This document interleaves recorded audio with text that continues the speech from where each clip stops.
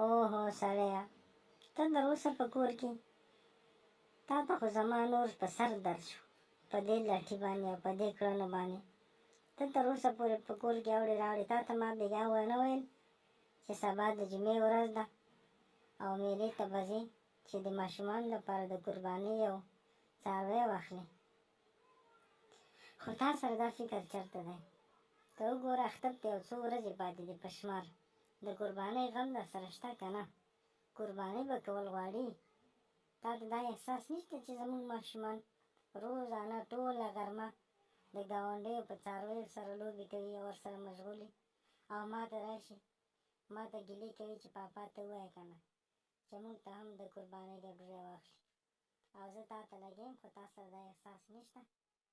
قربانۍ به کول غواړي، که په قرض راخلې که په پور راخلې، موږ ته